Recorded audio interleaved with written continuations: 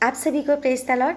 उम्मीद करती हूँ आप सभी लोग बहुत अच्छे हैं, क्योंकि परमेश्वर का आशीष हमेशा आप सभी के साथ है।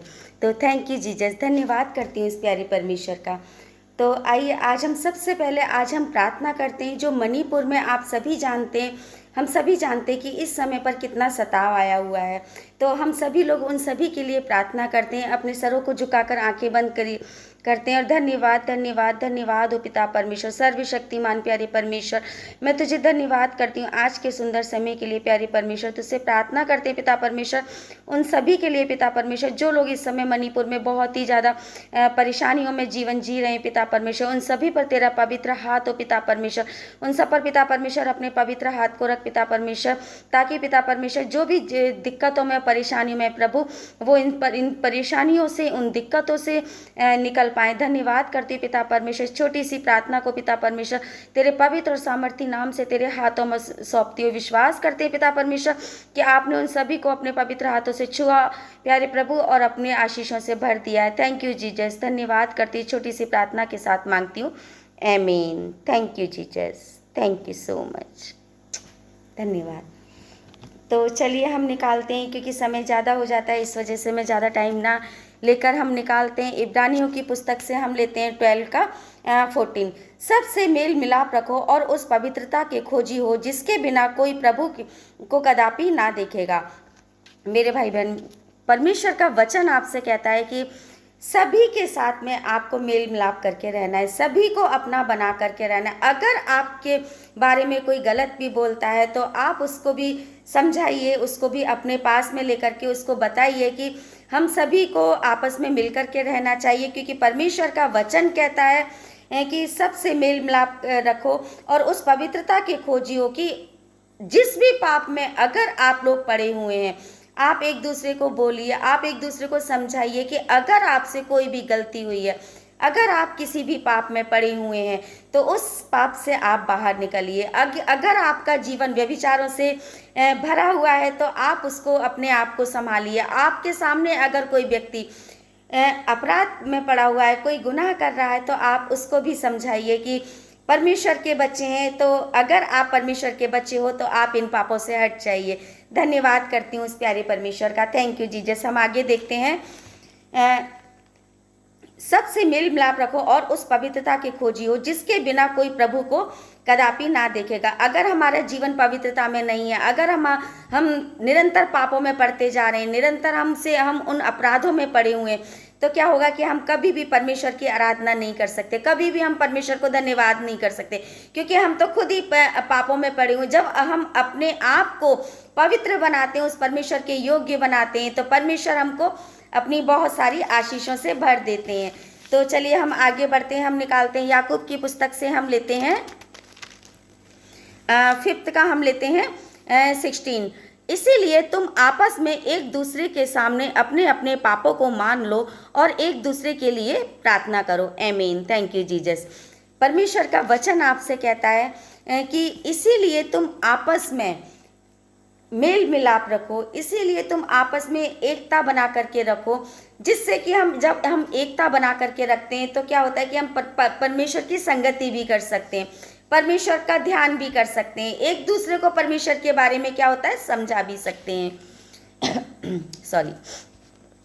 इसीलिए तुम आपस में एक दूसरे के सामने अपने अपने पापों को मान लो, कि मतलब एक दूसरे के सामने बैठ करके जब हम अपने पापों को स्वीकार कर लेते हैं, जब हम एक दूसरे के सामने अपने आप को गुनहगार सा मान लेते हैं, तो क्या होता है जब हम एक दूसरे को क्षमा कर देते हैं तो क्या होता है कि परमेश्वर भी हमको क्षमा कर देते हैं। जब हम एक दूसरे को क्षमा करेंगे तो हमारा परमेश्वर भी हमको क्षमा कर देगा। Thank you Jesus. धन्यवाद करती हूँ इस प्यारे परमेश्वर को।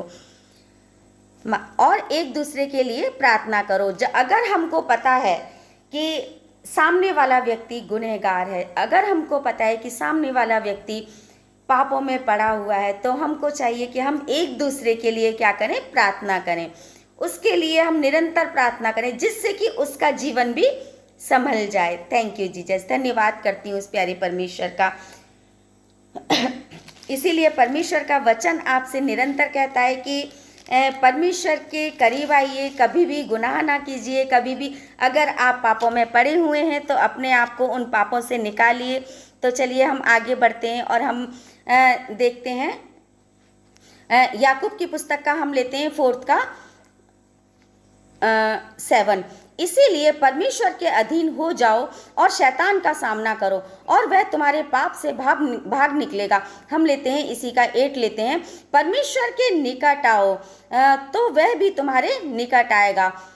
जब हम परमेश्वर के निकट जाते हैं, जितना मैं आप लोगों से बोलना चाहती हूँ कि अगर हम परमेश्वर के निकट जाते हैं तो क्या होता है, परमेश्वर हमारे और भी करीब आता है।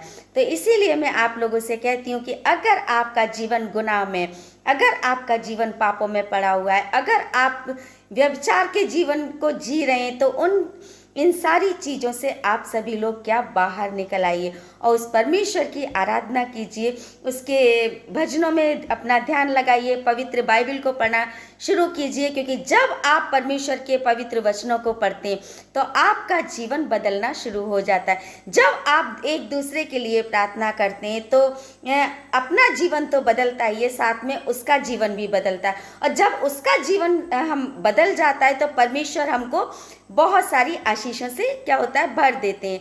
तो धन्यवाद करती हूँ इन प्यारे वचनों के लिए। प्यारे परमेश्वर, धन्यवाद करती हूँ कि इन वचनों के द्वारा आज आप लोग बहुत सारी आशीषें पाएँ। Thank you Jesus. तो धन्यवाद करती हूँ। आइए हम छोटी सी प्रार्थना करते हैं।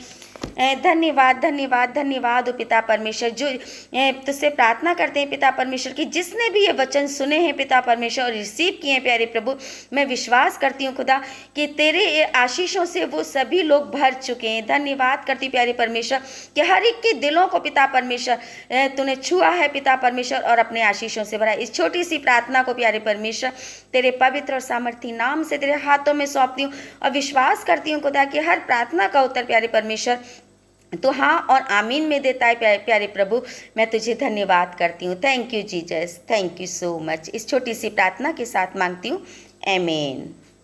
धन्यवाद प्रभु जी।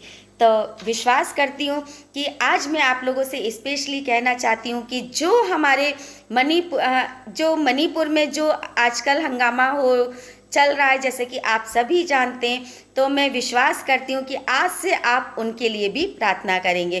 क्योंकि जब हम एक दूसरे के लिए प्रार्थना करते हैं तो परमेश्वर हमारी प्रार्थनाओं का उत्तर बहुत जल्दी देता है। और विश्वास कीजिए, जब हम सब लोग मिलकर के प्रार्थना करेंगे तो जो लोग मणिपुर में फंसे हुए हैं, जो उनके ऊपर आज इतनी परेशानियां आई हुई हैं, तो परमेश्वर ज़रूर उनकी प्रार्थनाओं को, हमारी प्रार्थनाओं को सुनेंगे और उनके ऊपर से हर संकट को दूर कर देंगे। तो थैंक यू जीसस, धन्यवाद करती हूँ।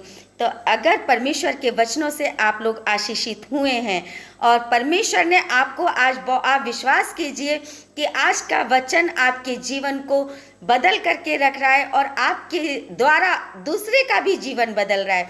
तो उसके लिए परमेश्वर को धन्यवाद करते हुए परमेश्वर से कहिए कि आज से परमेश्वर हम एक दूसरे के लिए प्रार्थना करेंगे। तो थैंक यू जीसस।